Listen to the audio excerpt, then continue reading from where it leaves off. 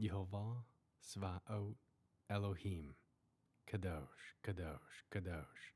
Please fill me and lead me and cover me and stir me and speak through me with your Ruach HaKodesh, that I may speak your written words with boldness to those who listen. I ask all these things in Yeshua HaMashiach's name. Amen. We'll start with the Shema. Listen and obey. Children of Yehovah, pay careful attention and respond. Yehovah is our power and authority. Yehovah works in unity with himself, and you shall act upon your love to Yehovah with your power and authority, with your thoughts in mind, with your entire body, with all the muchness that you have. Yod, Hey, Vav, Hey. Hand, behold, nail, behold. 1 Kings chapter 9. After Shlomo had finished building the house of Yehovah, the royal palace, and everything else he wanted to build for himself, Yehovah appeared to Shlomo a second time, as he appeared to him in Givon. Yehovah said to him, I have heard your prayer and your plea that you made before me. I am consecrated this house which you built, and placing my name there forever. My eyes and heart will always be there. As for you, if you will live in my presence, as David your father did, in pureness of heart and uprightness, doing everything I ordered you to do, and observing my laws and rulings, then I will establish the throne of your rulership over Israel forever, just as I promised.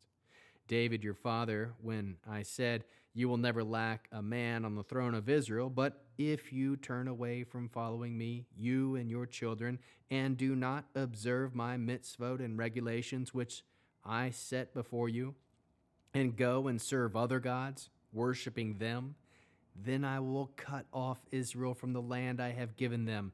This house, which I consecrated for my name, I will eject from my sight. And Israel will become an example to avoid and an object of scorn among the peoples. This house, now so exalted, everyone passing by will gasp in shock at the sight of it, and will ask, why has Yehovah done this to this land and to this house? But the answer will be, it's because they abandoned Yehovah their God, who brought their ancestors out of the land of Egypt, and took hold of other gods, worshiping and serving them. This is why Yehovah brought all these calamities on them. At the end of 20 years, during which time Shlomo had built the two buildings, the house of Yehovah and the royal palace, King Shlomo gave Hiram 20 cities in the land of the Galilee. Recall that Hiram, the king of Zor, had supplied Shlomo with cedar and cypress logs and with all the gold Shlomo wanted. Hiram came over from Zor to see the cities Shlomo had given him, but he was not satisfied with them. He said, what kind of cities are these that you're giving me, my brother? So they have been called the land of Kabul, good for nothing till this day. Hiram had sent the king 4 tons of gold. Following is the account of forced labor levied by King Shlomo by building the house of Yehovah, his palace, the Milo, the wall of Jerusalem, the cities of Hazor, Megiddo, and Gezer. Pharaoh, king of Egypt, had gone up, taken Gezer, burned it to the ground, and killed the Canaanite living in the city. Then he had given it as a dowry for his daughter Shlomo's wife. So Shlomo rebuilt Gezer. He also built Lower Beit Haran and Baalat, the Tamor in the desert, in the land, as well as the cities that Shlomo had for storing supplies, the cities for his chariots, the cities for his horsemen, and the other buildings Shlomo wanted to build for himself in Jerusalem, in the Lebanon, and throughout the land he ruled. All the people still left from the Emori, Hitti, Prizi, Hivi, and Uvisi, who were not part of the people of Israel, that is, their descendants remaining after them in the land, whom the people of Israel were not able to destroy completely. From them Shlomo levied his forced labors, as it is to this day. But Shlomo did not raise any of his forced labor from the people of Israel. Rather, they were the soldiers, his servants, administrators, and commanders, and the officials in charge of his chariots and horsemen. There were 550 chief officers over Shlomo's work, in charge of the workers. Pharaoh's daughter came up from the city of David to her house, which Shlomo had built for her after that he had built Milo. 3 times a year Shlomo offered burnt offerings and peace offerings on the altar which he had built for Yehovah, offering incense with them on the altar before Yehovah, so he finished the house. King Shlomo built a fleet of ships in Etzion Givir by Elat, on the shore of the Sea of Suf, in the land of Edom. Hiram sent some of his own servants, experienced sailors who understood the sea, to serve with Shlomo's servants. They went to Ophri and took from their gold 14 tons of it, which they brought back to King Shlomo. How can we learn to love our Creator after reading this 9th fascinating chapter of 1 Kings? We can aim to use your hands and heart to build for Yehovah.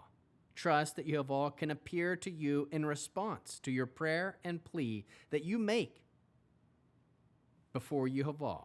Trust Yehovah to consecrate and place his name where he desires it to be. Trust that his eyes and heart will be located in that place. Aim to listen and obey by living in the presence of Yehovah as David did, in pureness of heart and uprightness, doing everything Yehovah orders, observing the laws and rulings of Yehovah, trusting him to establish as he promised David, knowing this is how you stay in the path of uprightness he desires you to be in. Aim to observe his mitzvot and regulations he has set before you, worshiping Yehovah alone. Aim to abide in Yehovah, our Elohim. Give good gifts to those you love. Be thankful for gifts given to you out of love. Aim daily to be a living sacrifice to Yehovah in obedience to his written orders. Aim to equip the children of Yehovah. How can we love others as Yeshua loves us? We can give your presence to those around you, equipping them with the wisdom of Yehovah. Bear one another's burdens. We can aim to teach others how to live in the presence of Yehovah in pureness of heart. Produce spiritual fruit, love, joy, peace, patience, kindness, goodness, faithfulness, humility, self-control. We'll end with the Aaronic blessing using the name.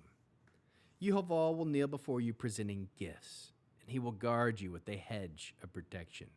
Yehovah will illuminate the wholeness of his being toward you, bringing order, and he will provide you with love, sustenance, and friendship. Yehovah will lift up the wholeness of his being and look upon you and set in place all you need to be whole and complete.